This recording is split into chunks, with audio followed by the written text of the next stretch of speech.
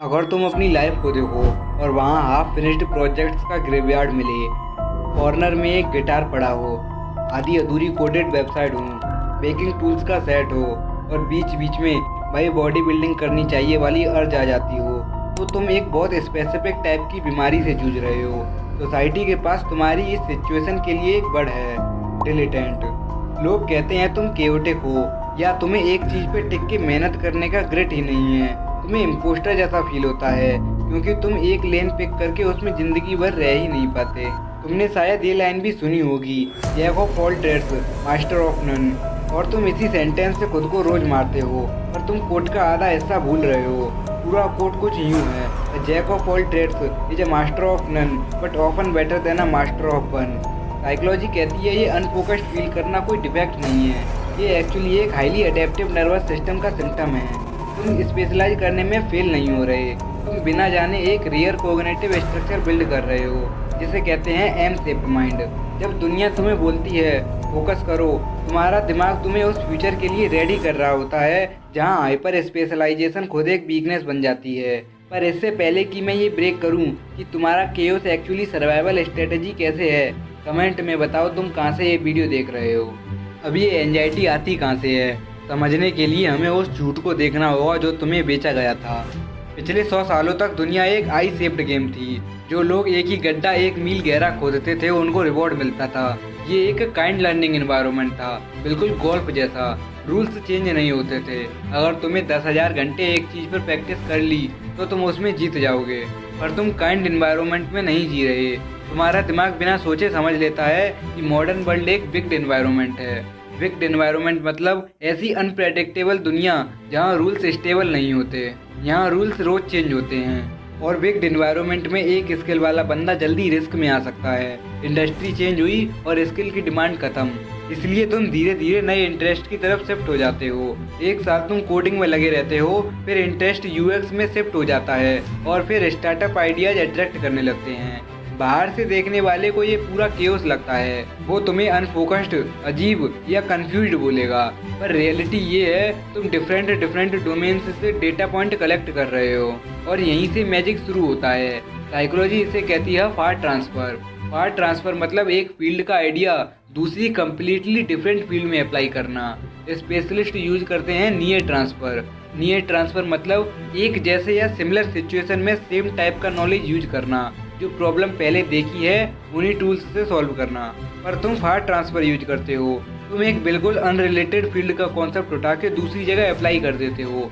सोचो एक web developer जो पहले बी कीपर और फार्मर था, पेपर पे देखो तो फार्मिंग का कोडिंग से कोई लेना देना नहीं, पर उस एग्रीकल्चर एक्सपीरियंस की वजह से वो ऑर्गेनिक सिस्टम्स और ग्रोथ साइकिल को उस लेवल पे समझता है जहाँ सिर्फ स्क्रीन देखने वाला कोडर कभी नहीं पहुँच सकता। वो सिर्फ कोड नहीं लिख रहा, वो इकोसिस्टम कल्टीवेट कर रहा है, यानी वो एक कनेक्टेड डिजिटल एनवायरनमेंट बिल्ड कर रहा है।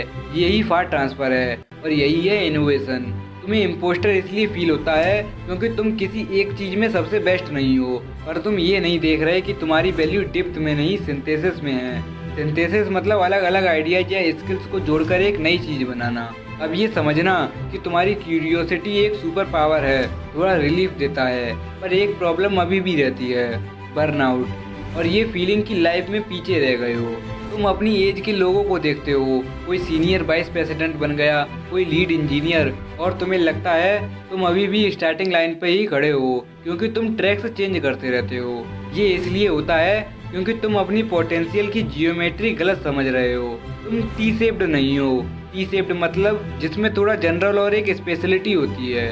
तुम एम शेप्ड हो। एम शेप्ड पर्सन के पास डेप्थ के मल्टीपल पिलर्स होते हैं जो क्यूरियोसिटी के ब्रिज से कनेक्ट होते हैं। पर यही ट्रैप है, तुम एम के सारे पिलर्स एक साथ बिल्ड नहीं कर सकते। अगर तुम एक ही महीने में डेटा साइंस सीखने, नॉवल लिखने और बिजनेस स्टार्ट करने लग जाओगे तो तुम कोलैप्स हो जाओगे। जो लोग इस लाइफ को सक्सेसफुली नेविगेट करते हैं वो प्रैक्टिस करते हैं सीरियल मास्टरी। तुम्हें अपनी लाइफ को सीजन्स में देखना होगा। हो सकता है तुम अपने 20s म्यूजिक और आर्ट्स में ऑब्सेस कर दो, फिर 30s में प्रोग्रामिंग की तरफ डायरेक्शन चेंज करो ताकि बिल्स पे हो सके। तुमने आर्ट क्विट नहीं की, तुमने बस उस सीजन का कंस्ट्रक्शन कंप्लीट किया। मैंने एक 53 ईयर ओल्ड की स्टोरी देखी जिन्हें फाइनली पीस मिला। उन्होंने रियलाइज किया वो आर्ट और प्रोग्रामिंग में चूज नहीं कर सकते, तो उन्होंने प्रोग्रामिंग को बनाया बिल पेइंग पिलर और म्यूजिक, फिलोसफी, गेम डिजाइन को नाइट्स और वीकेंड्स पे फ्लोरिश होने दिया।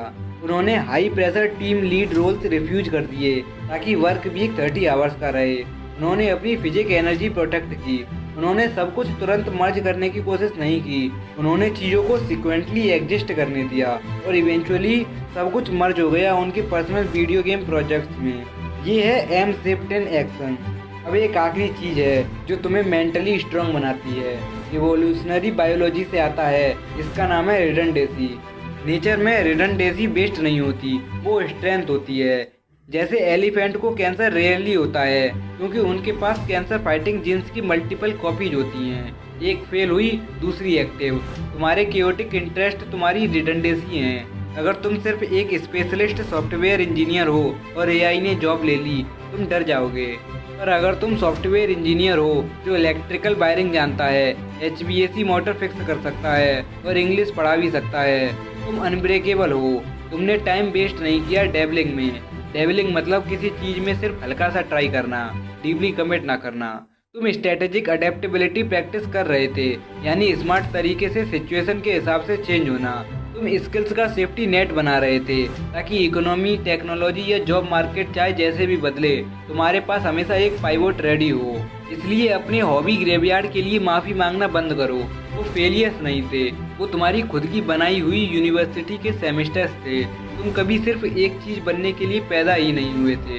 तुम ब्रिज हो उन वर्ल्ड्स के बीच जिन्हें बाकी लोग देख भी नहीं पाते। अगर तुम अपने एम शेप्ड फ्यूचर को अपनाने के लिए रेडी हो तो कमेंट में रेड हार्ट ड्रॉप करो। और अगर तुम चाहते हो ऐसी ही रिसर्च बेस्ड वीडियो तो वीडियो को लाइक करके चैनल को सब्सक्राइब कर देना। मैं मिलता हूँ नेक्स्ट वीडियो में। Take care.